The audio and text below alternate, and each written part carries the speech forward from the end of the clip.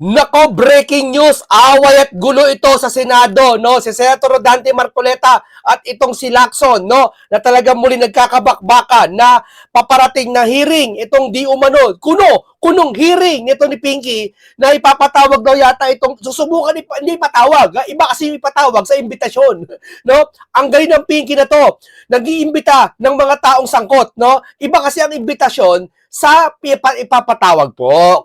Di ba? Ang imbitasyon, kung ano gusto pumunta, parang birthday. Iimbitahan kita sa birthday ko, pag hindi ka pumunta, okay lang. Di ba? Pero pag pinatawag, obligadong pupunta. Pag hindi, masusumpi na. Ayaw ni Pinky yon. Masasaktan si Insan. Yung masasaktan, yung pinsan ng amo niya. Di ba? Ganoon lang yun. Hindi, ganoon lang yun eh. Binabasa siya si Senator Marcoleta eh. Interparliamentary courtesy, wala sa konstitusyon yan. I-search nyo. O sige, kahit anong bar, i-search nyo. I-search nyo sa ChatGPT, search nyo sa lahat ng uri ng search.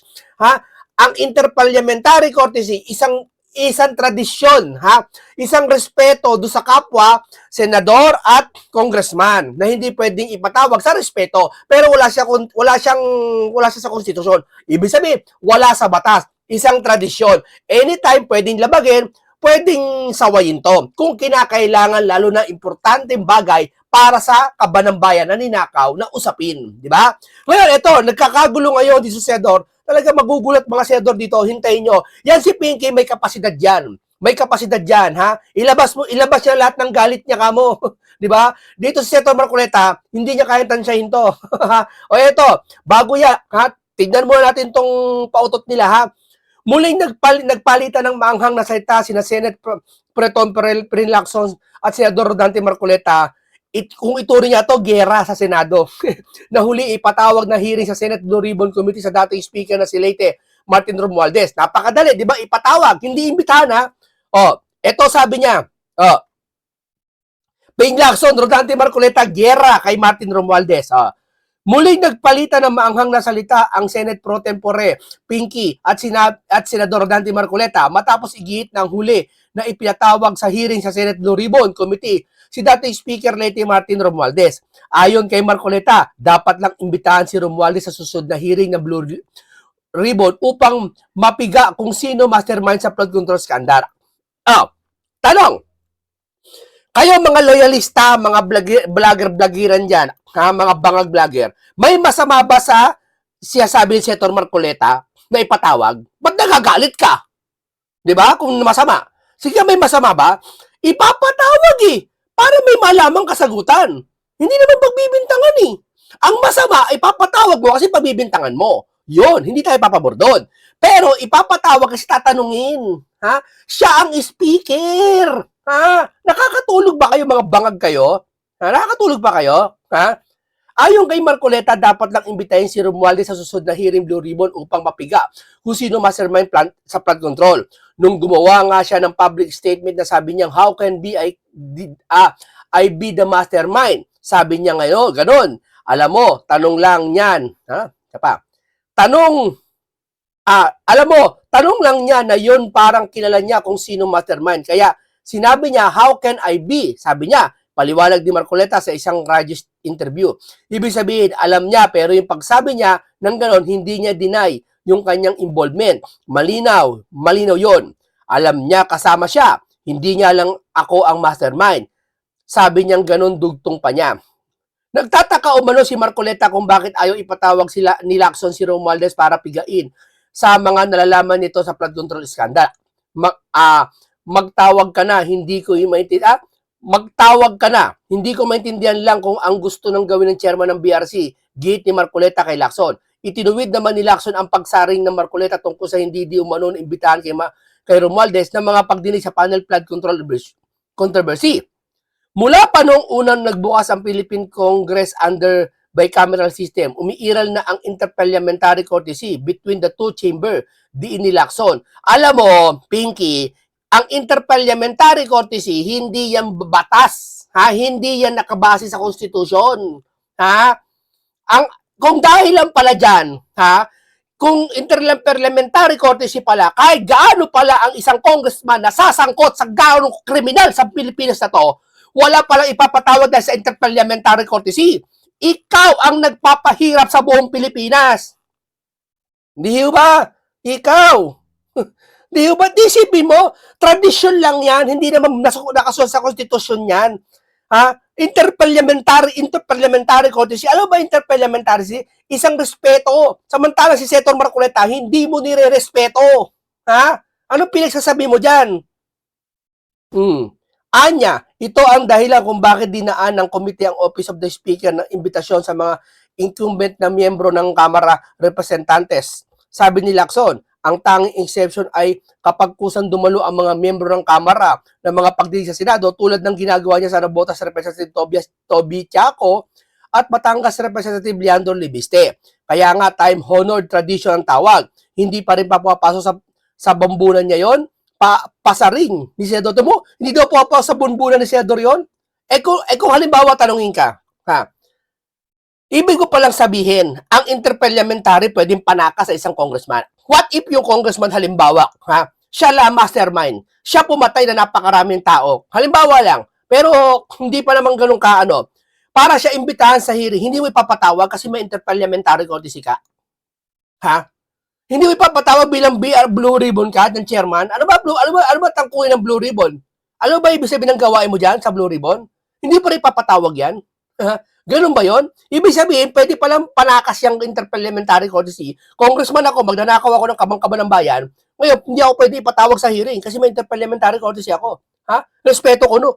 Respeto, pero yung taong bayan binabasos mo. Respeto, pero si Marcoleta binabasos mo. Di ba? Respeto, lahat nagkakasagutan kayo diyan. Ano respeto siya sabi mo? Ha? Sige nga. O talaga ayaw mo ipatawag? Magtatago ka pa. Etong interparliamentary courtesy na to, hindi naman niya alam, sa umpisa hindi naman niya alam to eh. Di ba dahil papatawag niya? Siguro nag-research ng konti. Tuk, tuk, tuk, tuk, tuk, tuk, tuk, tuk. Ayun! Alam ko na! Is one bull! One bull! Halika, Pepsi! Pepsi, halika! Alam ko na! May lusot na ako! Interparliamentary courtesy! Meron pala! Ganyan yan eh. Umpisa wala naman yan eh. Hindi niya, meron na yan, oo, sa tradisyon ng, mula ng sa bicameral. Tradisyon na yan, no? Ngayon, siguro, bandang huli, di ba, kailan lang lumabas yan? Yung interparliamentary courtesy sabi niya, di ba? Oh. Yan ang hirap sa inyo. Yan ang hirap sa inyo. Di ba?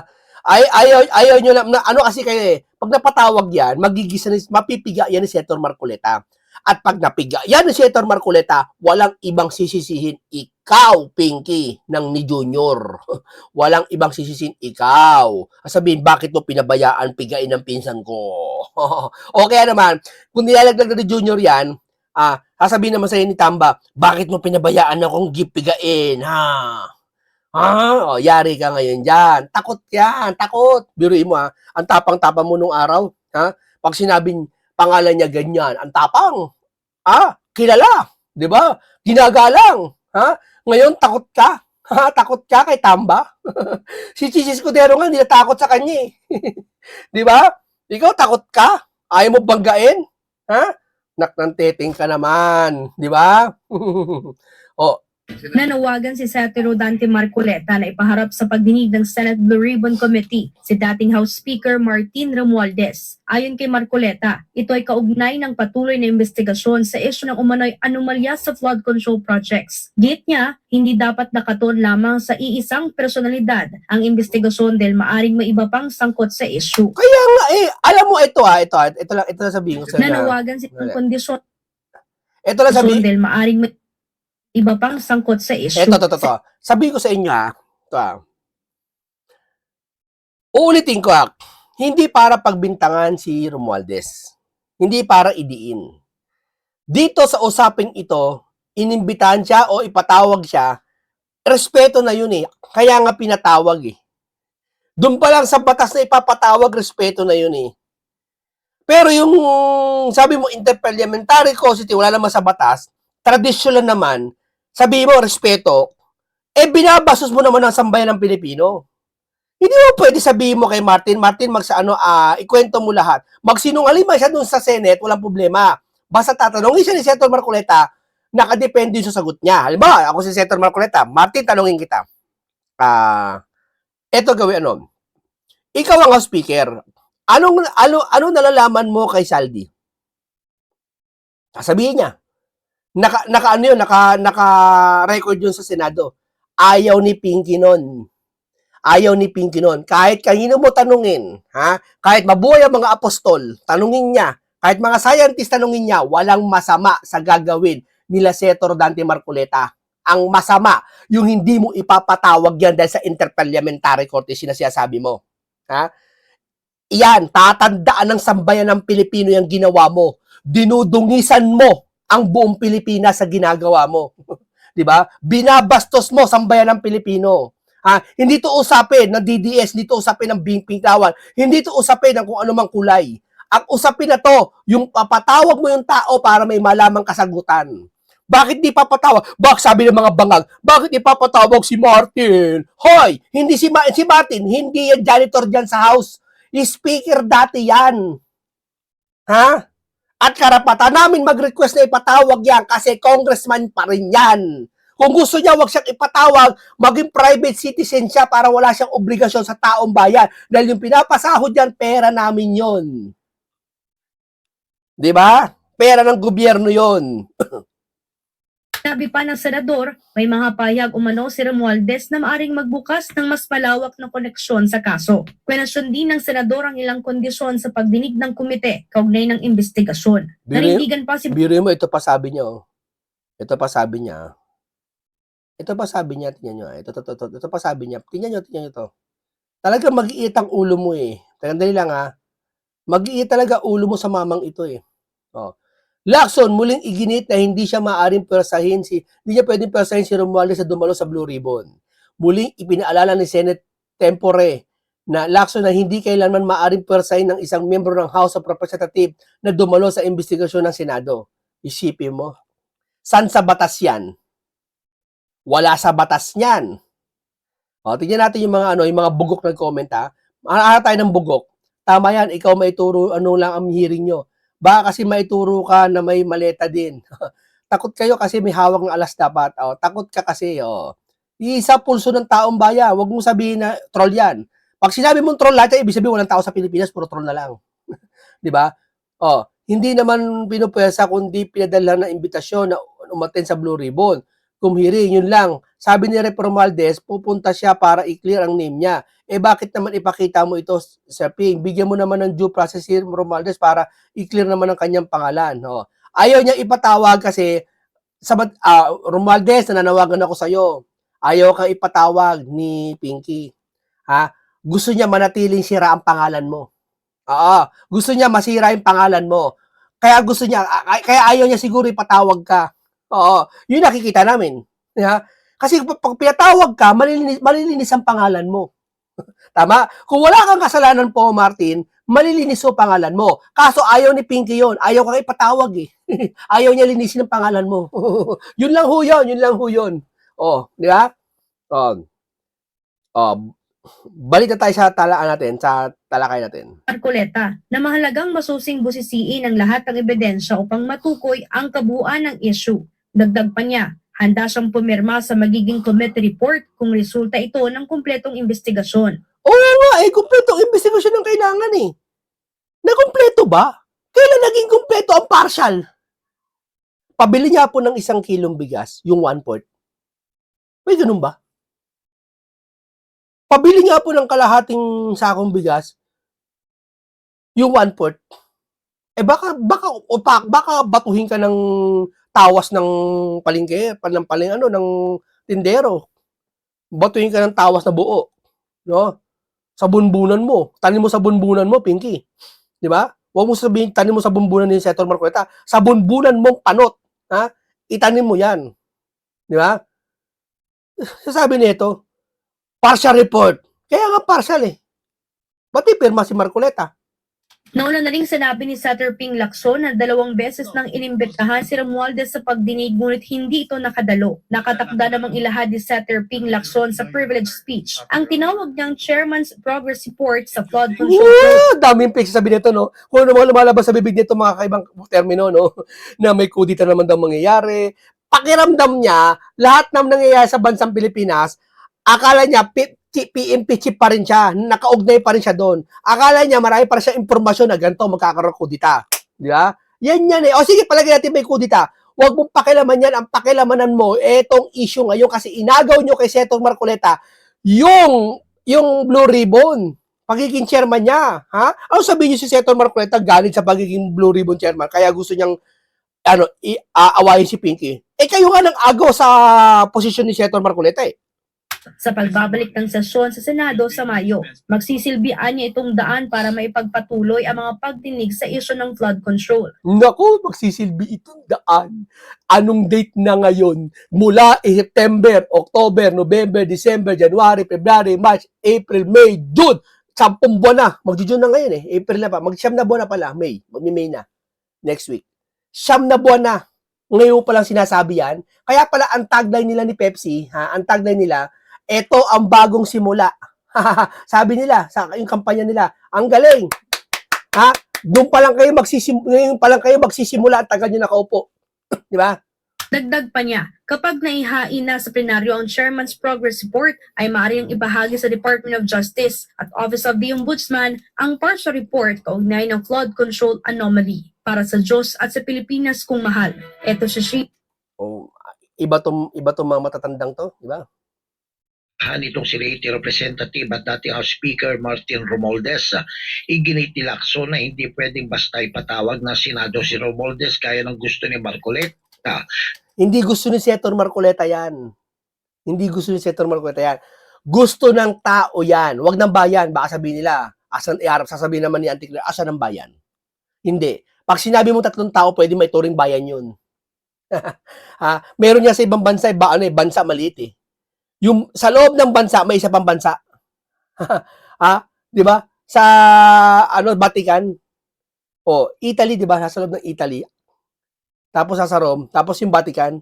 Yung bansa na Italia, nasa loob yung Vatican. Italia, tama Italia. Nandoon yung Vatican, bansa rin yun. Di ba? Konti lang sila doon. Ang presidente noon, si Pope yata ang presidente doon, alam ko eh. Bansa yun, pwede itawag na bansa yun. Pag sinabi mong bansa, hindi lang pwedeng milyon na tao, 100,000. Pwedeng 3 lang ang tao.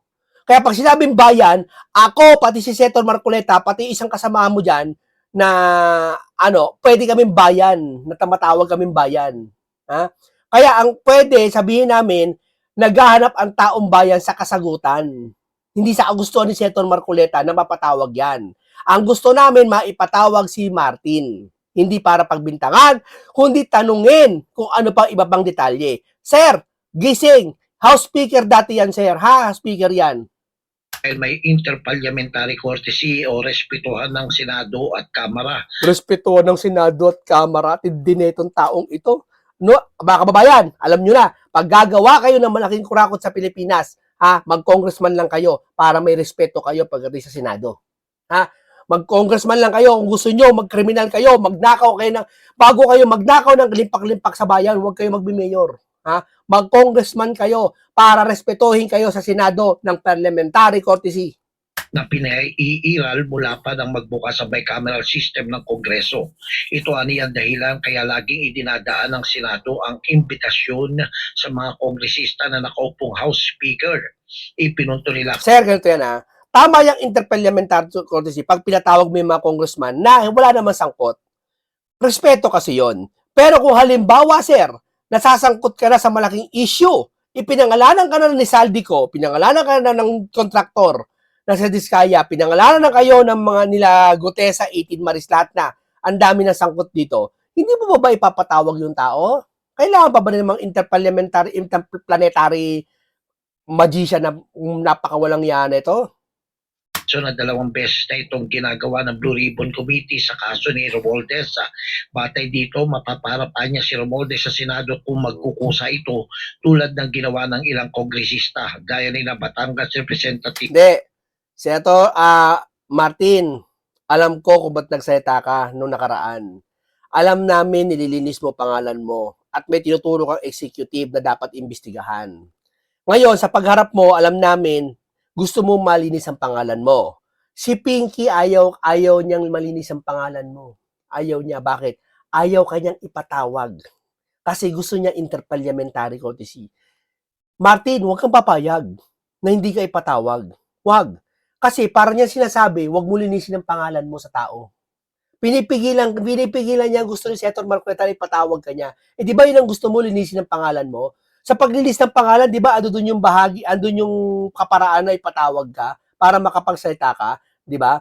O, yung si Pinky ayaw kanyang ipatawag, di ba? Ayaw niya may matuklasan sa'yo na ibig sabihin yung si Martin na walang kasalanan sa paniniwala niya, ayaw niya mahayag sa Pilipinas yun. Ayaw kanyang ipatawag.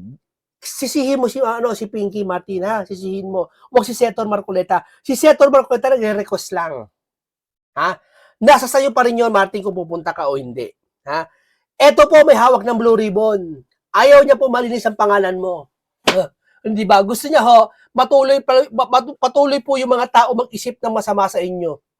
Na ganyan si Martin, ganyan si Martin. O eto, sabihin ko sa inyo, ha? Ako naniniwala naman ako, Martin, mabuting puso ka naman eh. Alam ko may marami kang puso na natitira dyan na napakabuti. No, gusto mo talaga linisin pangalan mo. Kaso may mga taong ayaw kang ipatawag. Yeah? Ayaw niya linisin ang pangalan mo. O, ganoon kasimple yun. Darating yung panahon po, Sir Martin, darating yung panahon po, kakayudin ka ng mga to. Darating yung panahon, wala na po kayo magiging kakampi. Yung mga akala nyo kakampi nyo, ngayon lang yan kasi galit sila sa mga Duterte. Oo. Sa susunod na mga kabanata, mga bagong mag-eleksyon, iiwan po lahat kayo niyan mga yan. Handaan nyo po. Sasama po yan doon sa Dilawan at Pinklawan. Yan po ang galawan ng mga yan. Ito yan po yun. Kaya ngayon po, question nyo mo kung ba't di kayo pinapatawag ng mamang ito. Ayaw malinis ang pangalan nyo. Leandro Libiste at nabota si Representative Toby Chanco. Sabi ni Lacson, time-honored tradition ang tawag sa pagpapairal na interparliamentary courtesy at kung bakit hindi niya ito alam ni Senador Marcoleta. Sus naman! Alam ni Senator Marcoleta pero wala sa batas yan. Alam mo ba yon? Na unang pinuna ni Marcoleta ang aniyang pagkakaroon ni Lacson ng maraming kondisyon bago ipatawag itong si Romualdez na sa kanyang tingin ay handa na magsalita sa pagdinig ng Senado. Ako, si Jojo C. Mga kababayan, bago tayo magtapos, magbasa lang tayo ng komento rito. Pero sa Kongreso, pinipilit na dumalo ang VP Sara Duterte, mataas na katungkulan kaysa kay Romualdez. Tama. Diba? Tama. Pero kung talagang paggalang ang ginagawa mo, senador ka, wala kang pakialam doon sa ginangyayari kay Sara. Yan ang sasabi ko sa'yo. May paggalang, may parliamentary courtesy, pero si Sara yata ipapatawag dyan eh. Dapat mas mabigat yung vice president, di ba? Alam na takot siguro ituro din siya. Alam na this highs. Ano pa kaya dahilan? Takot si Pinky Lacson na ituro ni Romualdez na siya ang inabutan ng maleta. Hindi naman totoo yan, mga ganyang maleta. Wala niyan. So, anong remedy para dumalo? Di ba? Anong remedy niya dumalo? Wala. Hintayin lang si Martin na umuo, hindi. Si Bossing yan. Dapat din lang nagsasalita lalo na nainis lang ang taong bayan sa kanya. Amo mo kasi, magandang swarswela o drama. Walang mangyayari pala dito, puro lang suspended bandang huli. Budol. Basta ako, wag akong papatawag kung di damay niyo tayong lahat, ganoon lang. Sabi. Mas lalo ako kung madamay nga, bakit ipapatawag ko pa? Basta ako, wag akong, sabi niya, lalo ako kung madadamay niya, bakit ipatawag ko pa? Ano ko, bali? Hindi idadamay yon. Hindi idadamay si Martin, sir. Si Martin tatanungin. Ang isang nasa kapitbahay mo, na may nagkakasala, yung mga anak mo, sino tatanungin mo? Yung kapatid niya, yung magulang. Pag sinabi mga bata, sino magulang nyo? Kakausapin ko. Kakausapin yung mga gulang. Yung House Speaker, siya ang leader niyan dati dyan sa House. Nagkasala yung mga tauhan niya, ang kakausapin, yung Speaker. At lalo na nasasangkot ang pangalan niya. Diba? Napakalinaw nun. Wala kasi kayong analogy sa buhay niyo. Wala kayong pangangatwiran matino. Kaya lahat ng kala nyong isasabi nyo, natutunan nyo lang sa paligid nyo. Ako hindi. Natutunan ko to sa hindi lang experience, sa kaloob na wisdom na pinagkaloob sa akin ng Panginoon. Yun lang yun. Okay, maraming salamat po sa inyo. Nabuhayan tayo dito at may buti may Senator Dante Marcoleta, may Marcoleta tayong kasama sa Senado na kung saan babanggayin niya kahit sino para lang lumabas ang katotohanan. Palitawin ang kabutihan at katotohanan. Kung siya sabi niya, si Senator Marcoleta may iba pang agenda kung kaya niya ginagawa to, ilabas mo ang agenda ni Senator Marcoleta kung ano yun. Sige, ilabas mo. Diba? Kung meron. Okay, maraming salamat. Ang ganito lang po. Paalam po sa inyong lahat.